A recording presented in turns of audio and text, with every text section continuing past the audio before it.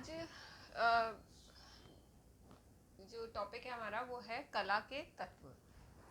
कला के तत्व कला जो है वो मनुष्य की एक तरह से अभिव्यक्ति है और व्यक्ति इस कला को अलग अलग तरह से अभिव्यक्त करता है और उससे उसको संतुष्टि प्राप्त होती है। ये कला जो होती है वो हमारे जीवन में सुंदरता को एक तरह से ऐड करती है, सुंदरता को जोड़ती है। हमारे जीवन में जो रंग है उन्हें शामिल करती है।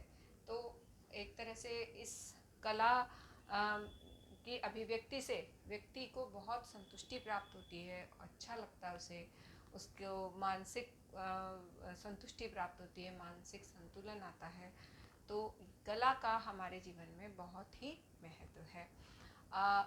ये जो कला के तत्व हैं ये गृह प्रबंध से रिलेटेड है। जब हम गृह सज्जा करते हैं, इंटीरियर डेकोरेशन करते हैं, तो इसमें हम कला के तत्वों को शामिल करते हैं।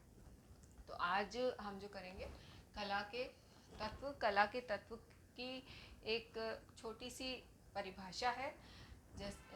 कोई भी कार्य जिसमें सुंदरता का भाव जागृत हो, जिसके संपन्न होने से दक्षता एवं सृजनात्मकता की आवश्यकता हो, तो वह कला कहलाती है। जिसमें दक्षता और सृजनात्मकता है या कोई भी किसी भी अभिव्यक्ति में दक्षता और सृजनात्मकता है तो हम उसे कला कहते हैं। तो ये एक तरह से छोटी सी एक परिभाषा है कला का अर्थ समझाने के लिए। अब आता है कि कला के मुख्य तत्व कौन कौन से होते हैं। उसमें सबसे पहला है रेखा। मतलब हम इंटीरियर डेकोरेशन में रेखाओं का इस्तेमाल करते हैं और रेखाओं से जुड़ी हुई जो अभिव्यक्ति है कि कौन सी रेखा से क्या भाव उत्पन्न होता है, कौन सी रेखा से हमारे अंदर क्या भावना आती है, वो सब ध्यान में रखते हुए हम रेखाओं का इंटीरियर डेकोरेशन में इस्तेमाल करते हैं। फिर है आकार। आकार जो है वो भी बहुत इम्पॉर्टेंट है कला के तत्व में। आकार से हम किसी चीज़ को हम हाईलाइट भी करते हैं, किसी चीज़ को हम डेकोरेट करते हैं। बहुत सारी चीज़ों में हम आकार का प्रयोग करते हैं इंटीरियर डेकोरेशन में, तो आकार का भी अपना अलग महत्व है। फिर है नमूना, जो ये भी इंटीरियर डेकोरेशन में काम में आता है। कोई भी कार्य, कोई भी हम पेंटिंग लगा रहे हैं, कोई भी डेकोरेशन कर रहे हैं, उसमें नमूना बहुत ही इम्पॉर्टेंट है। और इन सब चीज़ों में, हर चीज़ में आकार में क्या भाव उत्पन्न होता है, नमूने में क्या भाव उत्पन्न होता है, ये हमारी भाव अभिव्यक्ति है। और इसी के साथ साथ हम उस चीज़ में सृजनात्मकता भी लेके आते हैं। फिर है बनावट। वो भी एक बहुत इम्पॉर्टेंट तत्व है कला का। फिर है रंग। फिर प्रकाश। किसी चीज़ को हाईलाइट करना है तो प्रकाश वहाँ पर अगर हम लगा देते हैं तो वो चीज़ हाईलाइट हो जाती है, तो प्रकाश हाईलाइटर का भी काम करता है। प्रकाश हमारी मनो अभिव्यक्ति का भी एक तरह से प्रतीक होता है। और हम जब प्रकाश करते हैं, चाहे से कृत्रिम प्रकाश हो चाहे से नेचुरल हो, हम जब हमारे घर में प्रकाश की व्यवस्था करते हैं तो हमें बहुत अच्छा सा लगता है। अंधेरी जगह हमें हमारे अंदर उदासीनता आ जाती है, तो इसलिए प्रकाश का एक अलग ही महत्व है। और इसी के साथ साथ सातवां पॉइंट जो है खाली स्थान। ये पहले नहीं होता था, पर खाली स्थान का भी बहुत महत्व है।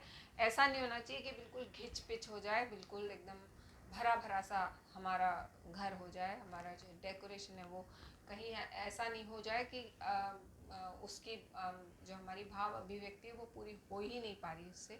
तो खाली स्थान का एक अलग ही महत्व है। खाली स्थान से हमें सुकून मिलता है, तो वो भी एक कला का तत्व है जिसको जो कि बहुत अपने अंदर ही बहुत महत्ता रखता है। तो इस तरह से ये कला के तत्व हैं। आज हम दो तत्व करेंगे, रेखा और आकार। रेखाओं में जैसे ज़्यादातर मुख्यतः 4 तरह की रेखाओं का इस्तेमाल होता है। लंबवत रेखा, समतल रेखा, तिरछी रेखा और वृत्त।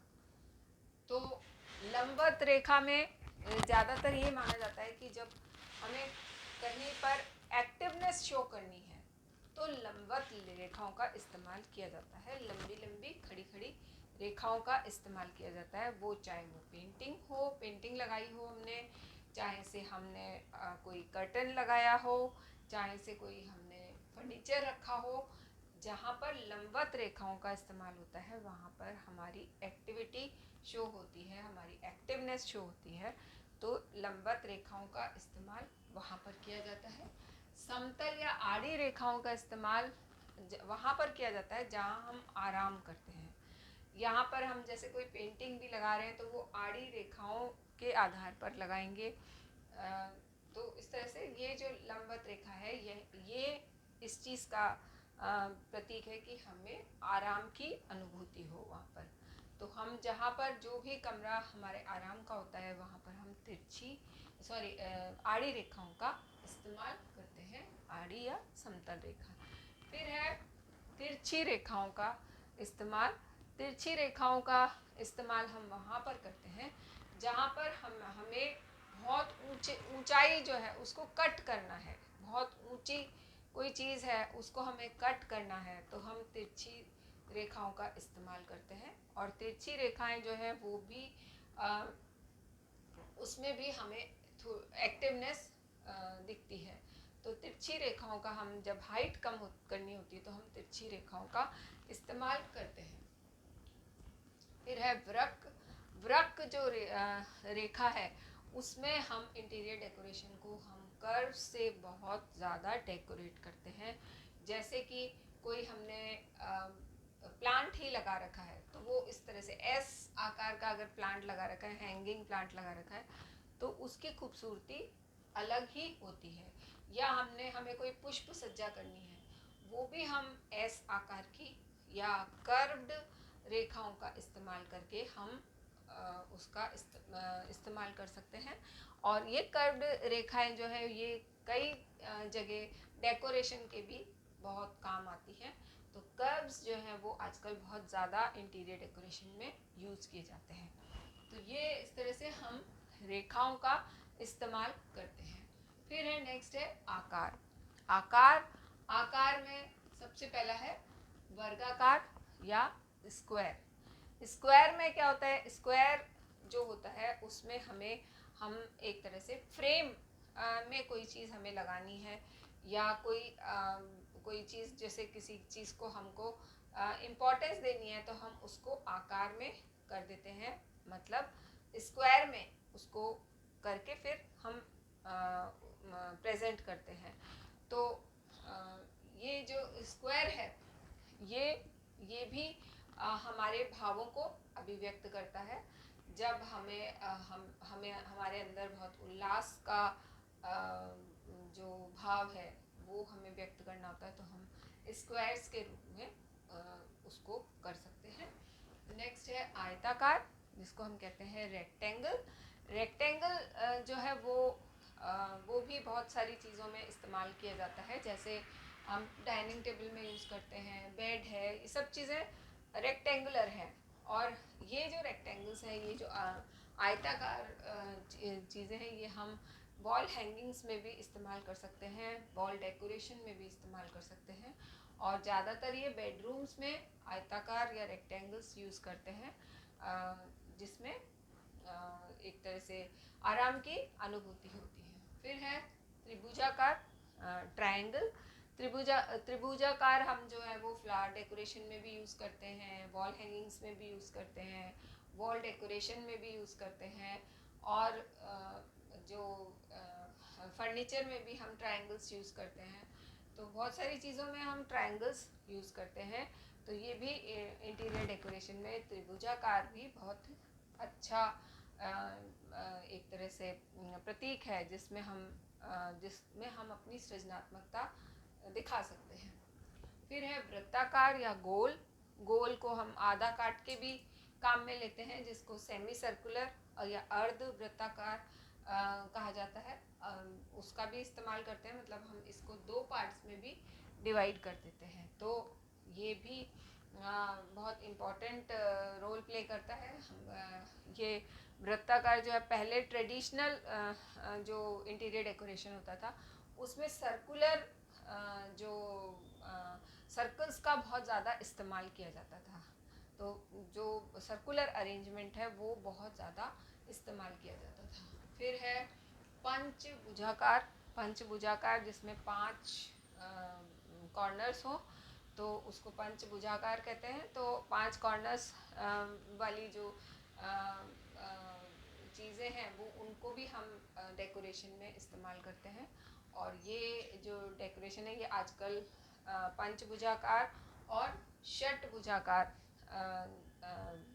इनका बहुत ज़्यादा इस्तेमाल किया जाता है इंटीरियर डेकोरेशन में।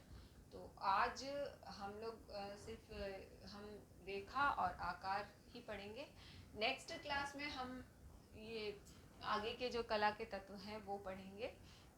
आज केवल हम इतना ही करेंगे और ये शायद आपको बहुत अच्छी तरह से समझ में आ गया होगा रेखाओं और आकार का इस्तेमाल। और ये जब हम इंटीरियर डेकोरेशन में जब हम प्रैक्टिकली करते हैं, जैसे फ्लावर डेकोरेशन कर रहे हैं या हम वॉल डेकोरेशन कर रहे हैं या हम फ्लोर डेकोरेशन कर रहे हैं।